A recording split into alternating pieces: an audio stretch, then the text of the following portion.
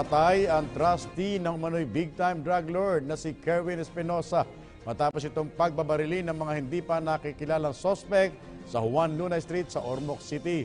Kinilala ang biktima na si Dinan Rondina, 38 taong gulang at trustee ng pamilya Espinosa. Ayon sa head ng Ormoc City Anti-Illegal Drug Special Operations Task Group na si Joseph Jovil Young, nanunood ng telebisyon si Rondina sa labas ng barbecue stall ng kanyang kapatid nang bigla na lamang may lumapit na dalawang lalaki na nakabonet at pinagbabaril ito. Agad itong sinugot ng kanyang pamilya sa ospital, ngunit kinalaunan po ay binawian na ito ng buhay. Ani Yang, isa sa tinitingnan nilang motibo sa pamamaril ay ang kaugnayan nito sa iligal na droga. Dumalaw si Pangulong Rodrigo Duterte sa burol ng napatay na pulis sa isang shootout na si PO1 Enrico Domingo sa Pasay City noong Miyerkules. Kasama ng Pangulo ang ilang miyembro ng gabinete na tumungo sa Tanza, Cavite matapos ang Joint Armed Forces of the Philippines at Philippine National Police Command Conference sa Malacanang kahapon. Nangako naman ang tulong pinansyal si Pangulong Duterte sa naiwang pamilya ni Domingo, scholarship para sa mga anak nito at trabaho sa Department of Interior and Local Government para sa may bahay ng pulis. Matatanda ang nabaril sa ulo at balikat si Domingo matapos rumisponde kasama ang dalawa pang pulis ng mapag-alaman nilang may grupo ng kalalakihan na nagpapat session sa kahabaan ng Pestana Street sa barangay 69 sa Pasay City. Sugatan na kasama nito na si PO2 Harley Garcera na ngayon ay stable na ang kondisyon at hindi naman nasaktan ang isa pang pulis na si PO1 Tim Santos. Samantala mula sa Cavite, tumuloy naman sa burol ng anak ni Presidential Legal Counsel Salvador Panelo sa Quezon City ang Pangulo upang magpaabot ng pakikiramay. Namatay ang 27 taong gulang na anak ni Panelo na si Salvador Carlo Panelo III dahil sa congested heart.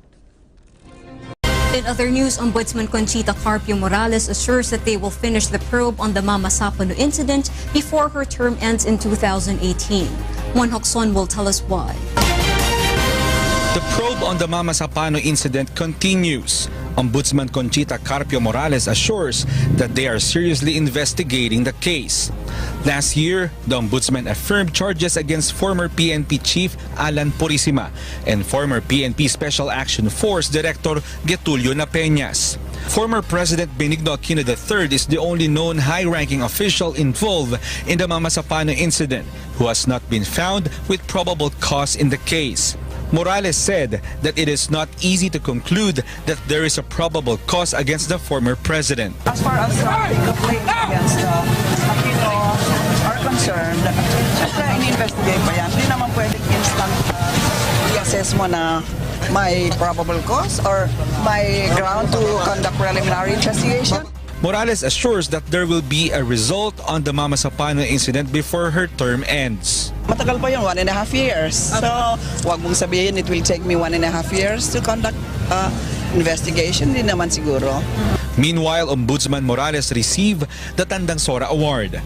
Tandang Sora Award is given to outstanding Filipino women who embody the values of Melchora Aquino. The award is given annually by the Quezon City government. Also, today is the 205th anniversary of the Filipina hero, Melchora Tandang Sora Aquino. Samantala, bagamat hirap sa trabaho, hindi alintana ng isang tatay na pasan niya sa kanyang likuran ng sariling anak habang buhat ang isang mabigat na sako ng kanyang pinagtatrabahuan. Ito ang hinangaan ng maraming netizen dahilan kaya't marami ang pumuri at nag-viral pa ang larawang kuha sa naturang tatay. Narito ang kabuang detalye ng ating trending news.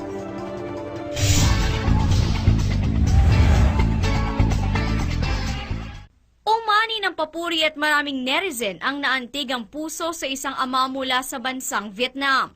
Hindi lang dahil sa matinding dedikasyon sa trabaho, marami ngayon ang bow down sa tindi ng pagmamahal ng isang ama na bida sa nag-viral na larawan sa social networking site na Facebook. Makikita sa nasabing larawan na habang masigasig na nagtatrabaho at buhat-buhat ng tatay ang isang sako na naglalaman ng tila ba simento, sa likod naman ito ay buhat din ng kanyang anak na kahit pa may kabigatan din ay hindi mababaka sa kanyang pagkilos na nahihirapan o nagrireklamo ito.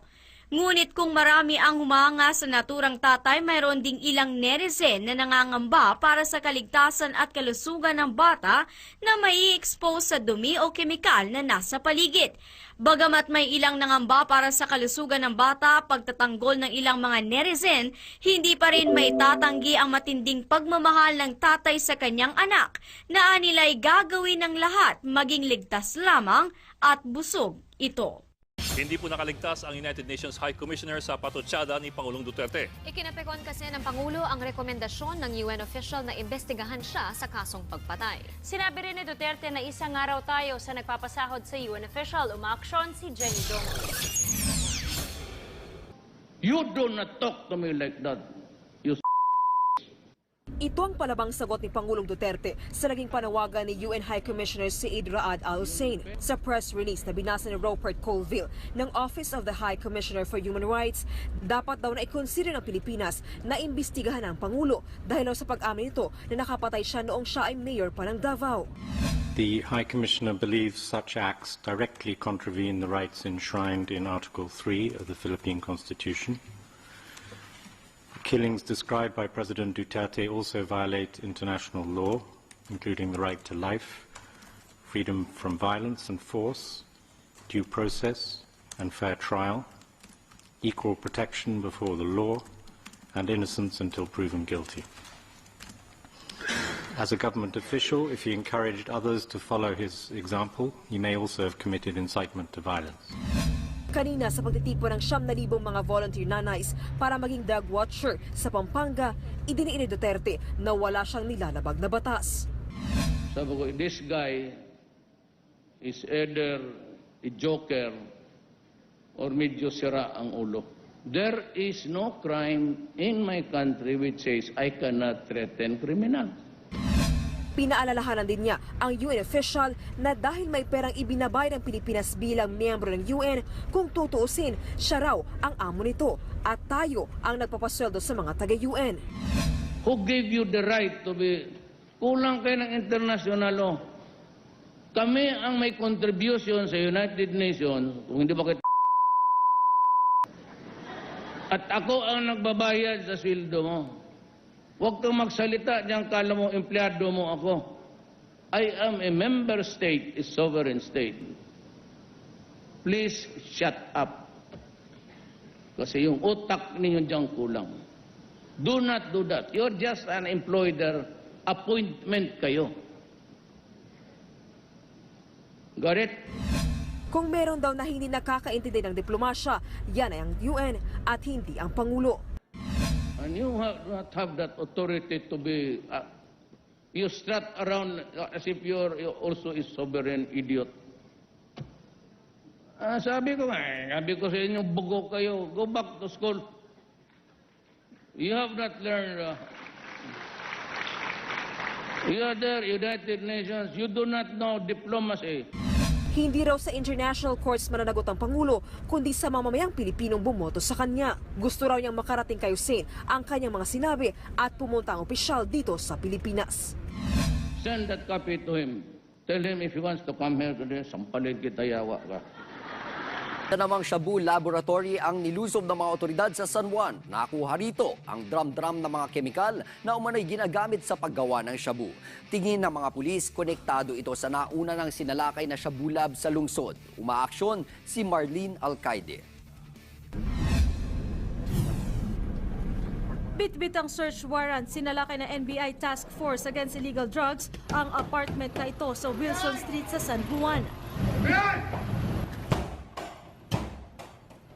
Walang nadatnan tao sa loob, pero sa ikalawang palapag, tumambad ang drum-drum na kemikal.